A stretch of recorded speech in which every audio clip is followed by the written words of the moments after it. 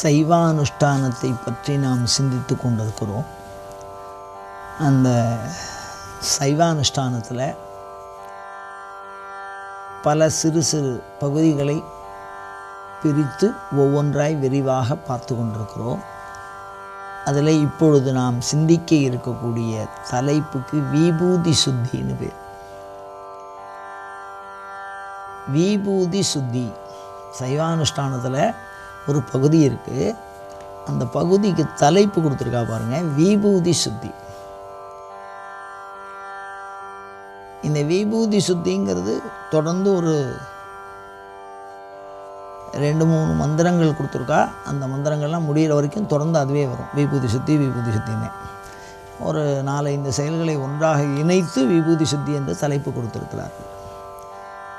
விபூதி எல்லாவற்றையும் தூய்மை செல்லும், அதுக்கே சுத்தியா அப்படின்னு.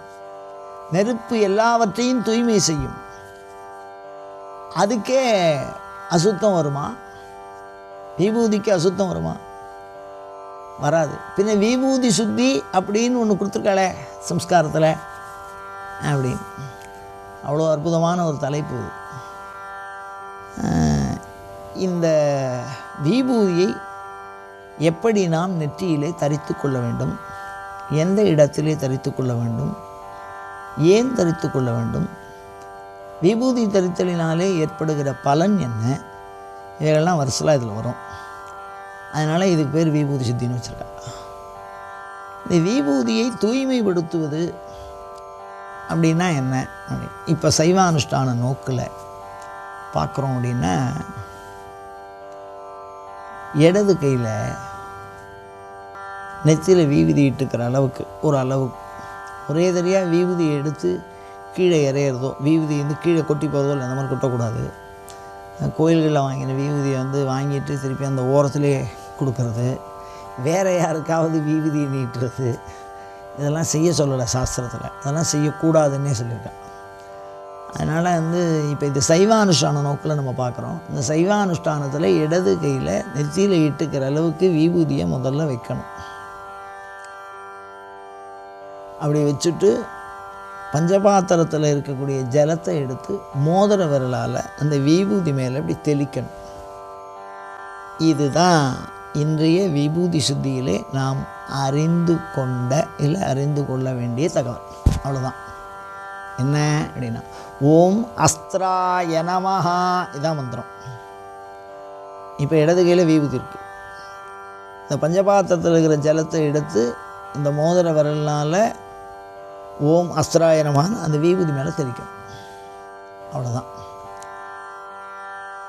இந்த செயல் இன்றைக்கு நாம் இந்த சைவானுஷ்டானத்தில் பார்க்கணும். இனிமேல் நாம் பார்க்கக்கூடிய இந்த பகுதிக்கு விபூதி சுத்தின்னு பேர். இந்த விபூதி சுத்தின்னா என்ன, அதுக்குள்ளே என்ன அவ்வளவு ஒரு சிறப்பு இருக்குது அப்படின்னு கேட்டால், விபூதியே சுத்தி தான், அதுக்கு ஒரு சுத்தி தேவையில்லை. ஆனால் இந்த இடத்துல சுத்திங்கிறது எதை குறிக்கிறதுனா, அந்த விபூதிக்கு ஆற்றலை வளர்த்தல் அப்படிங்கிறத குறிக்கிறது. இந்த ஆற்றலை வளர்த்தல விபூதிக்கு இயல்பாகவே ஆற்றல் இருக்குது, அதில் கூடுதலாக சேர்த்தல் அப்படிங்கிறது தான் இந்த விபூதி சுத்திங்கிறது அர்த்தம். இப்போ விபூதியில் இருக்கக்கூடிய தன்மை என்ன அப்படின்னா, விபூதியில் சமஸ்த தேவதையும் அடங்கியிருக்கு. இப்போ அதுக்கு ஒரு உதாரணம் சொல்கிறேன் பாருங்கள். சிவாலயங்களில் போய் தரிசனம் பண்ணினால் பெருமாள் கோயிலில் தீர்த்தம் கொடுக்குற மாதிரி, அம்மன் கோயிலில் குங்குமம் கொடுக்குற மாதிரி, சிவன் கோயிலில் விபூதி கொடுக்குறா. சமஸ்த தேவ ஸ்வரூபங்கிறது அதான். இந்த விபூதியை கொடுக்கும்போது ஒரு கோயிலுக்குள்ளே போகிறோம். அந்த கோயிலுக்குள்ளே பார்த்திங்கன்னா நந்தியினுடைய சன்னதி இருக்கும், சூரியனுடைய சன்னதி இருக்கும், சிவசூரியனுடைய சன்னதி, அதுக்கப்புறம் பார்த்திங்கன்னா சப்தமாதா, விநாயகர், முருகன், மகாலட்சுமி, சண்டிகேஸ்வரர், பைரவர், இந்த மாதிரி பல சன்னதி இருக்கும். இப்போ நான் சொல்கிறது ஒரு குறிப்பிட்ட ஒரு சில சன்னதி. அதுக்கப்புறம் கோஷ்டத்தில் இருக்கக்கூடிய தேவதை விநாயகர், தட்சிணாமூர்த்தி, துர்கை, அம்பாள், சுவாமி, நடராஜா, நிறைய சன்னதி இருக்கும். இதில் எந்த சன்னதியில் சிவாச்சாரியார் தீபாராதனை பண்ணி அந்த அந்த பிரசாதமாக, அந்த சுவாமியினுடைய பிரசாதமாக விபூதியை கொடுக்குறாரோ அந்த சுவாமியினுடைய சாநித்தியத்தை அந்த விபூதி பெறும். அப்போ விபூதிங்கிறது என்ன அப்படின்னு கேட்டால் கண்ணாடி மாதிரி இருக்குது விபூதிங்கிறது. இப்போ கண்ணாடிங்கிறது என்ன அப்படின்னு கேட்டிங்கன்னா, இப்போ நம்ம ஃப்ரேம் பண்ணி ஒரு படம் மாட்டுறோம், அது வந்து பாதுகாப்பாக இருக்கணும், கண்ணாடி போடுறோம் அப்படின்னா என்ன தோணும், கண்ணாடிக்கு எந்த வடிவமும் இல்லை, அதுக்கு பின்னாடி என்ன வடிவம் நம்ம எந்த படத்தை வைக்கிறோமோ அந்த படத்தை அது வந்து வெளிப்படுத்துவதாக அமையும். அந்த மாதிரி விபூதியில் எந்த மந்திரத்தை சொல்கிறோமோ அந்த மந்திரத்தினுடைய தன்மையை பெற்றதாக அந்த தேவதையினுடைய சாநித்தியம் அதில் தங்கக்கூடிய இடம் அவ்வளவு சிறப்பு இந்த விபூதிக்கு உண்டு. சைவத்தில் விபூதிக்கும் வைணவத்தில் ஜலத்துலேயும் இருக்கும். ஜலத்தில் தான் சமஸ்த தேவதையும் தங்கும், நெருப்பில் தங்கும். அது மாதிரி விபூதியில் சமஸ்த தேவதையும் தங்கும். அப்படிப்பட்ட அந்த விபூதியை ஓம் அஸ்திராய நமகான்னு இடது கையில் வச்சு சுத்தி பண்ணுறா அப்படின்னா என்ன அர்த்தம் அப்படின்னா, அந்த விபூதி தயார் பண்ணுற இருக்கக்கூடிய ஒரு தன்மையும், அந்த விபூதி வேறு தேவதையினுடைய சாநித்தியம் இருந்தால் அதை விளக்கிறதுக்கும் இந்த விபூதி சுத்தின்னு இதுக்கு தலைப்பு கொடுத்துருக்கா. இப்போ இந்த சுத்திங்கிற பேரில் நாம் என்ன புரிஞ்சுக்கணும் அப்படின்னா, தேவதை எந்த தேவதையை நம்ம வணங்க போகிறோமோ அந்த தேவதையினுடைய மந்திரத்தை அந்த வெறுன இருக்கக்கூடிய அந்த விபூதியில் சேர்க்கணும். அதுதான் இந்த சம்ஸ்காரத்தினுடைய ஒரு முறை, விபூதி சுத்தி. இந்த விபூதி சுத்தின்னு சொல்லும்போது ஒரே ஒரு செவிவழி செய்தி தான் ஞாபகத்துக்கு வந்தது. ஒரு அம்மையார் இருந்தது. அந்த அம்மையாருக்கு வாரிசெல்லாம் இல்லை. நான் சொல்கிறது ஒரு 200-250 வருஷத்துக்கு முன்னாடி. ரொம்ப வயசாயிட்டு, ஆனால் நிறைய சொத்து இருந்தது அந்த அம்மையாருக்கு. அது ஒரு பெரிய தென்னந்தோப்பு வச்சுருந்தது. அந்த தென்னந்தோப்பில் பார்த்தா அந்த ஊரில் ஒரு ஆள், அவர் கொஞ்சம் பலமான ஆள். அவர் என்ன பண்ணுவார்னா, இந்த அம்மா வயசானது, வாரிசும் இல்லை. அவர் என்ன பண்ணுவார், டெய்லி தென்னை மரத்தில் ஏறுறது, அங்கே இருக்கிற தேங்காயெல்லாம் பறித்து விற்றுட்டு போயிடுறது. இந்த கிழவி பாவம் வயசானது, இந்த அம்மா கேட்டால் அவனை வெட்டிவிடுவான், குத்திவிடுவான் அப்படின்னு அந்த அம்மாவை பயமுறுத்திக்கிட்டே வந்திருக்கார்.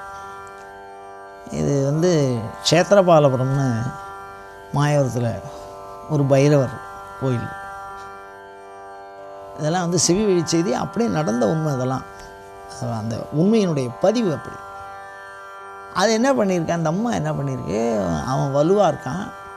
அதாவது அந்த ஆளுடைய வலுவை பற்றி சொல்லும்போது அந்த அம்மையார் சொல்கிறாங்க, ஒரு வாயில் சத்தம் இல்லாமல் ஒரு கொத்து தேங்காவை பிடிச்சின்னு இறங்குவானான். அப்போனா அவனுக்கு எவ்வளோ பெரிய பல்லில் பலு இருந்திருக்கணும். அவன் தனியாக ஏறுறானா. அவனை போய் இந்த வயசான மூதாட்டி எதிர்த்து பேசுமா, உடனே எளியாரை வெளியார் வாட்டின்னு வெளியாரை தெய்வம் வாட்டுங்கிற மாதிரி அது போய் அந்த ஊர் கோயிலில் போய் அந்த க்ஷேத்திரபாலபுரம் பேர் பைரவர் சாமி கோயிலில் போய் அழுதுருக்கு. அந்த ஐயர் என்ன பண்ணியிருக்காரு, விபூதியை இந்த மாதிரி அன்றைக்கி தான் அந்த சாமிக்கு சம்பத்சராபிஷேகம் ஆகிருக்கு. சம்பத்சரானா கும்பாபிஷேகம் ஆகி அதுக்கப்புறம் ஒரு வருஷத்துக்கு இந்த ஜலத்தை அது மேலே தெளித்து, இப்போ இந்த விபூதியில் இப்போ நம்ம கையில் விபூதி வச்சு ஜலம் தெளிக்கிற மாதிரி இந்த ஜலத்தை அதில் தெளித்து இந்த விபூதியை கொண்டு போய் தோட்டத்தில் கட்டிடுமா, சாமியாக உன்னை காப்பாற்றினா தான் உண்டு அப்படின்னு சொல்லிவிட்டார். இந்த அம்மா ரொம்ப உருக்கமாக அந்த விபூதியை போய் அந்த தோட்டத்து வாசலில் வச்சு கட்டிட்டு, இவர் வழக்கம் போல் வர்றார் உள்ள, அருவாளோடு வந்திருக்கார். அங்கே யாரோ உட்காந்துட்டு சரியான இருட்டு நேரம், கீத்து முடையிற மாதிரி இருந்தது. தென்னை மட்டையெல்லாம் முடைஞ்சுன்னு உட்காந்துருக்காங்க. ஆனால் உடம்பில் துணி இல்லாமல் இருக்கார். நடாது நம்மளே பெரிய திருடன், நம்மளை தாண்டி நமக்கு முன்னாடி ஒருத்தன் திரும்பி உட்காந்துட்டு கீத்தை வேற முடிஞ்சுருக்கான் அப்படின்னா, சரி அவன் அந்த பக்கமாக முடிஞ்சுன்னு உட்காந்துருக்கான், நாம் இந்த பக்கமாக போய் தேங்காயை படிச்சுன்னு போயிடுவோம் அப்படின்னு இவர் மேலே ஏற போயிருக்காரு. அந்த பக்கமாக பார்த்து கீத்தை முடிஞ்சுட்டு இருக்கார். 2 பேரும் எதிர் திசையில் இருக்காங்க. நல்லா புரிஞ்சுக்கணும். அவர் மேற்க பார்த்துட்டு இருக்கார், இவர் கிழக்க உள்ள மரத்தில் ஏறுறார். அப்படி ஏறும்போது அவர் பார்க்கலன்னு நினச்சிட்டு இருக்கார். இவர் மேலே ஏறும்போது, தம்பி, அங்கே அந்த குரல் கேட்குது, தம்பி இது உங்களுக்கு சொந்தமான மரம் இல்லை, இதில் நீங்கள் தேங்காயெல்லாம் பறிக்கக்கூடாது. உடனே அவர் கொஞ்சம் வாட்ட சாட்டமானார். ஏய் பொருள் அங்கேருந்து என்ன, யாரும் என்னை கேட்க முடியாது அப்படின்னு. இல்லைப்பா, என்னை காவலுக்கு போட்டிருக்காங்க, நீங்கள் அதை எடுத்துகிட்டு போகக்கூடாது. என்னது காவலா? அவர் ஒன்றுமே பேசலை. அங்கே அந்த காவலா அப்படி ஒரு கம்பீரமாக சாமி எப்படியெல்லாம் பேசியிருக்கு பாருங்க. உடனே இவர் என்ன பண்ணியிருக்காரு, இவர் சொல்கிறத கேட்காமலே அவர் மேலே ஏறியிருக்கார், அந்த மரத்து மேலே ஏறியிருக்கார். இப்படி ஏறினோடனே எந்த விதமான அந்த கத்தி வச்சுன்னு வெட்டாமலே தொப்புன்னு ஒரு 10 காய் கீழே விழுது. அப்படி விழுந்ததில் இவர் கையில் ஒரு காய் விழுந்து, இவர் மேலே ஏறுறார், இவர் கையில் யாரும் வெட்டலை அங்கே, அப்படியே தொப்புன்னு அந்த மரத்துலேருந்து அந்த தேங்காய் விழுது, இவர் கையில் விழுது. அவர் தலையில் விழுந்து அவரை காயப்படுத்தலை. அதுதான் இறைவனுடைய அருள்ங்கிறது. அவர் கையில் விழுந்தவொடனே அந்த மரத்துலேருந்து கீழே விழுந்தார். கீழே விழுந்ததுலேருந்து அப்படியே பேயரைஞ்ச மாதிரி இருக்கார். கொஞ்ச காலத்துக்கு அவர் யாருக்கிட்டையும் எதுவுமே பேசலை.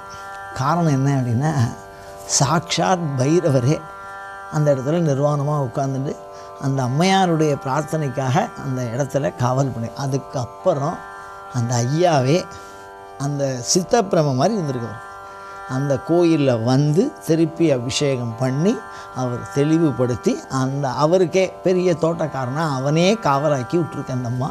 அதுக்கப்புறம் ஒரு நல்ல தெளிவேடம். எதற்கு சொல்லுகிறேன் அப்படின்னு சொன்னால், இந்த விபூதியில் ஒரு ஜலத்தை புரோக்ஷணம் பண்ணுறதுனால சாமி வருவாரான அனுபவ உண்மை. அவ்வளவு சத்தியமாக நடந்திருக்கு இந்த விஷயம்.